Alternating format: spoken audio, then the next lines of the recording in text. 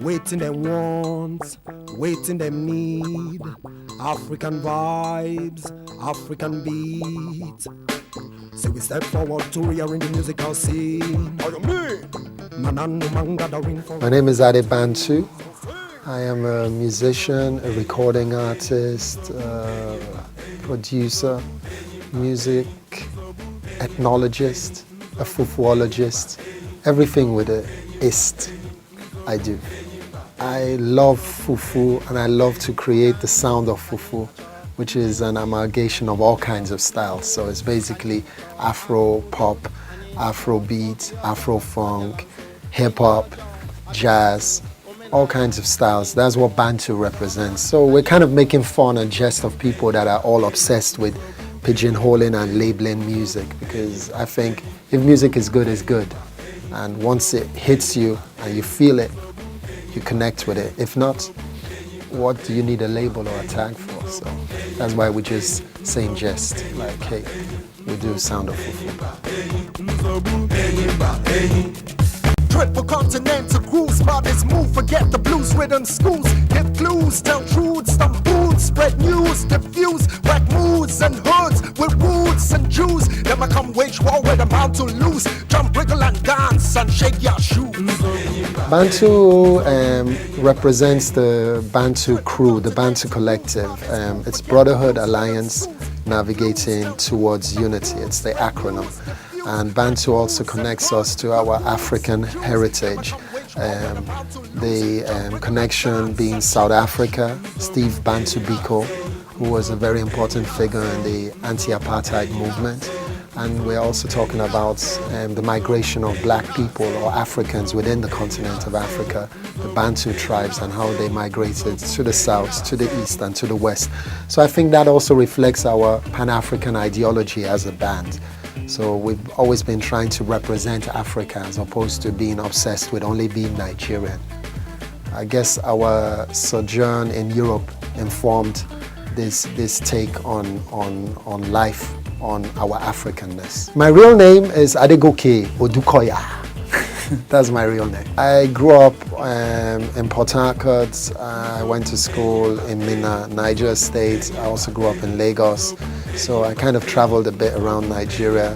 After finishing secondary school, I went to further my education in Germany, studied electronics engineering and got a degree. Everyone was happy, and that was the end of that professionalism, so to speak. I never for once gained any form of employment as an engineer or as someone in the electronics world.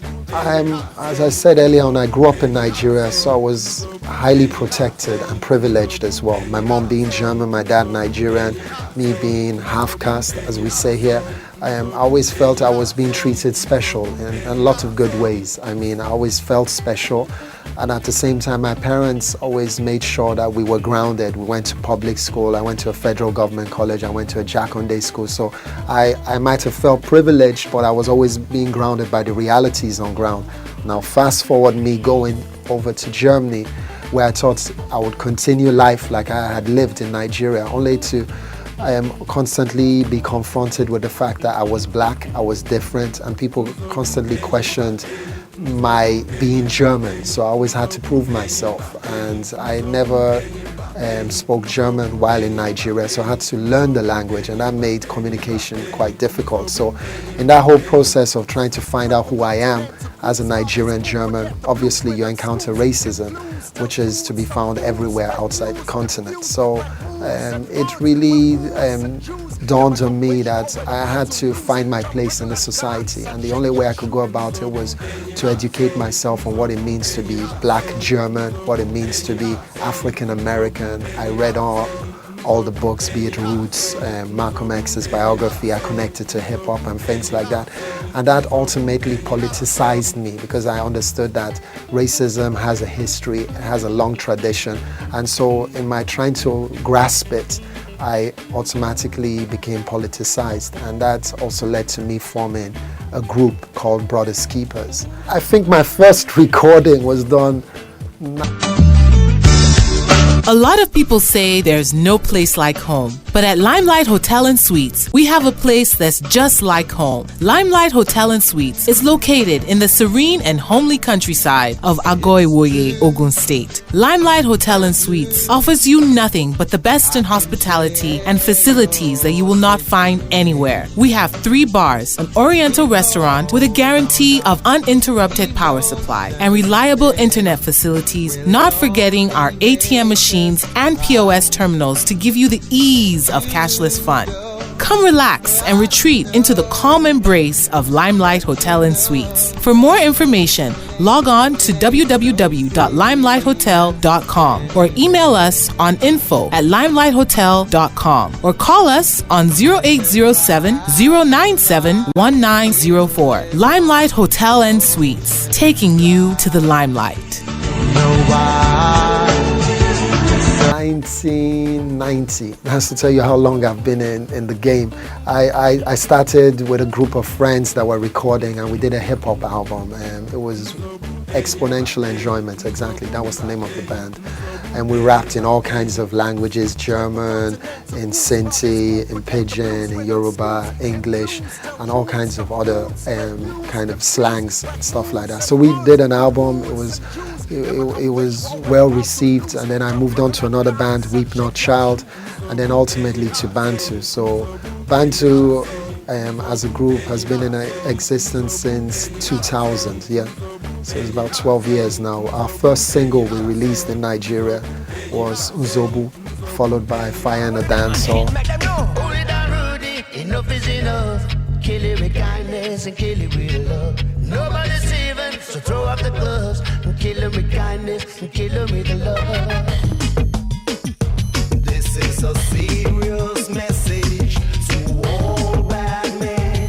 You can never emancipate when terror is your plan. UB40 saw a video of the Brothers Keepers project that we, Bantu, my brother and I, initiated.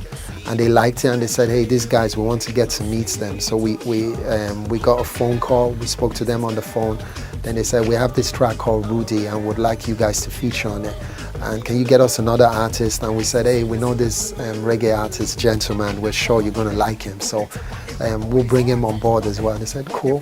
So they sent us the tapes and we recorded. And I remember my brother and I all nervous at first. It took us like 2 weeks before we actually recorded, because I grew up on red wine and stuff like that. So I had a bit of an artist block, because you're like, what do I want to deliver? What do I want to add? You know, these are like legends.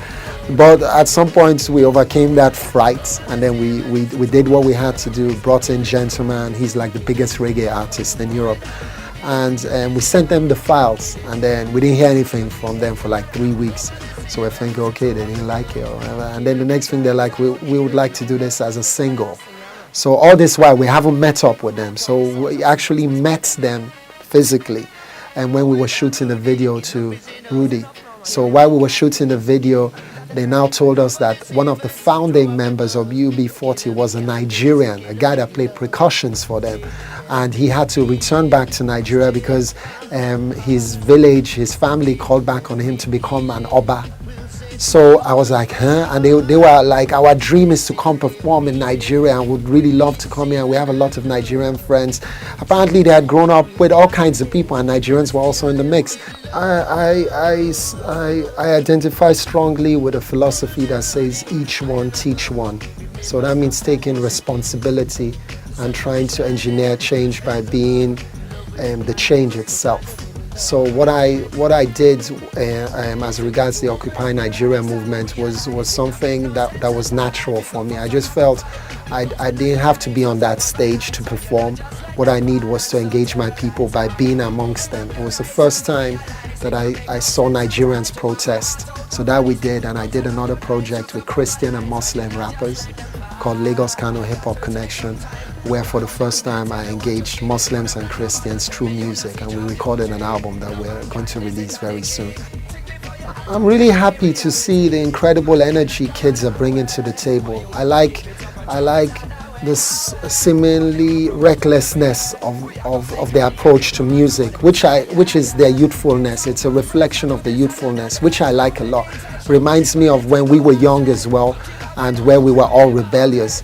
But a rebel without a cause would at some point get to a point where they cannot progress. And I think that is what I fear for a lot of young artists, because they don't have a vision. I keep asking them, where do you see yourselves in 5 or in 10 years' time?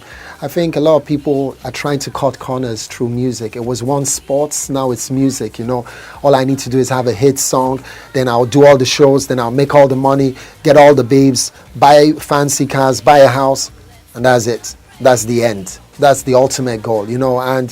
And you have to understand that you have to have a game plan, and it's all about longevity, you know. And you also have to understand that the artist that has a relevance in the society also has to engage the society. You have to give back in one form or another. Which forced me not to speak tongue in my own dialect, intellect. Trace my root down to ancient Egypt. DNA of the mighty Menelik.